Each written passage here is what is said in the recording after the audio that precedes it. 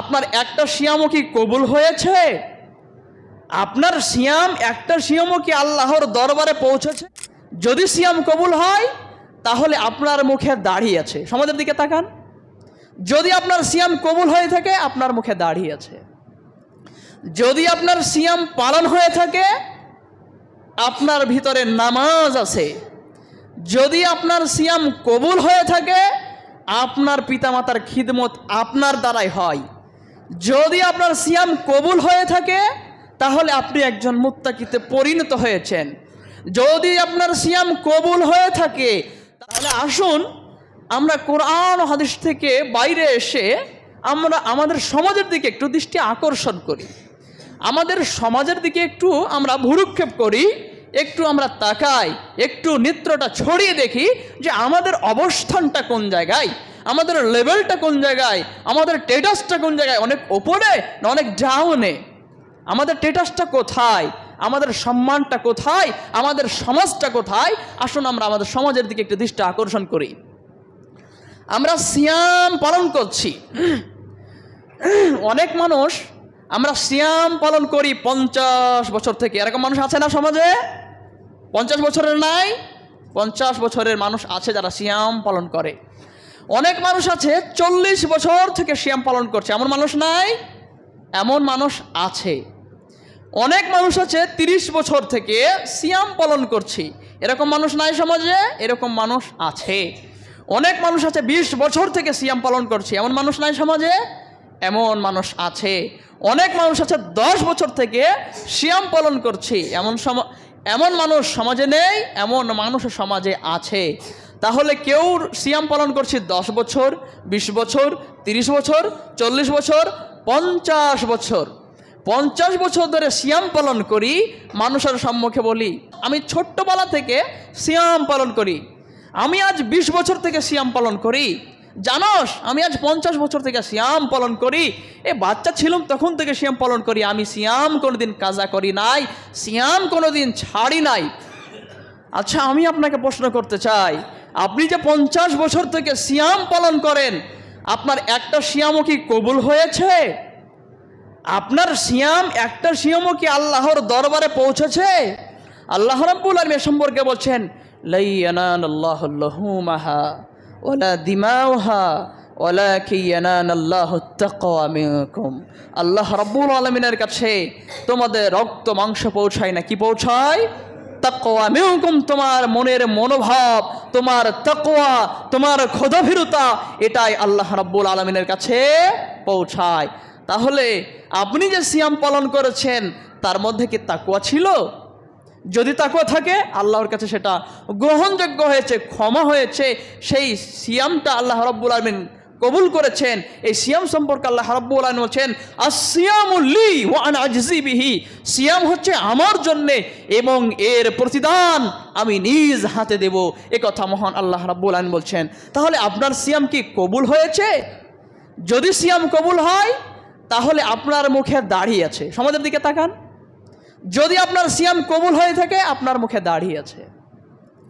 যদি আপনার সিয়াম পালন হয়ে থাকে আপনার ভিতরে নামাজ আছে। যদি আপনার সিয়াম কবুল হয়ে থাকে আপনার পিতামাতার খিদমত আপনার দ্বারাই হয়।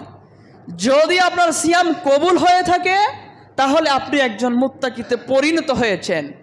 যদি আপনার সিয়াম কবুল হয়ে থাকে তাহলে আপনি একজন বান্দার মতো বান্দা, আপনি একজন ইমানদারে রূপান্তরিত হয়ে গিয়েছেন।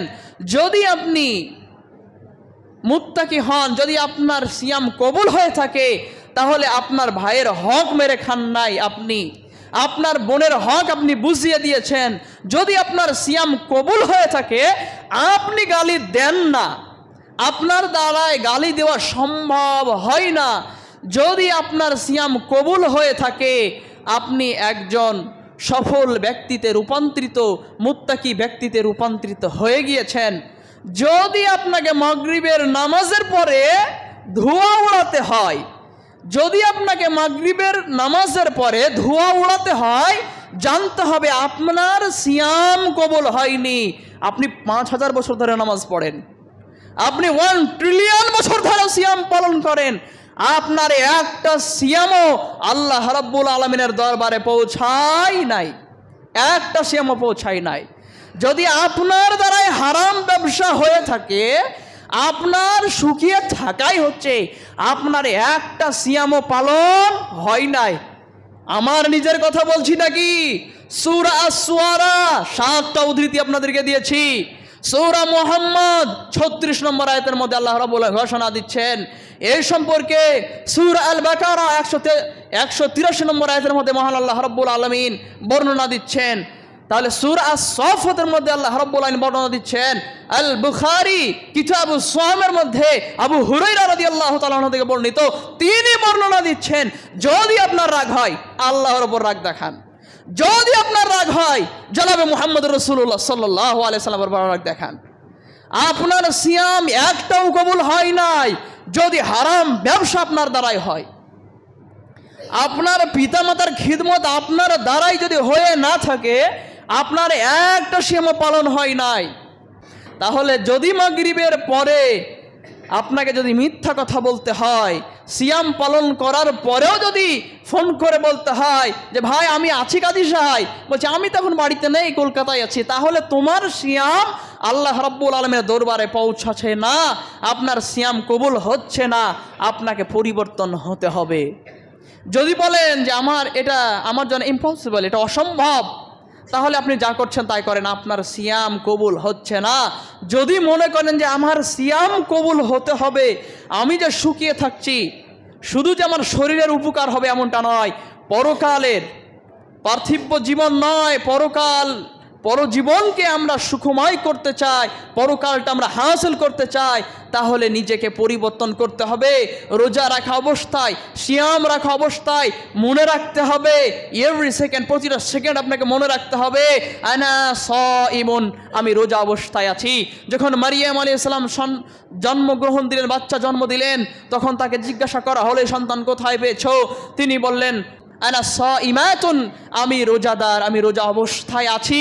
মানে রোজা অবস্থায় কথাও অল্প বলতে হয়, আর আমরা সেখানে কি করছি? মিথ্যা কথাতে ভরপুর করে দিচ্ছি।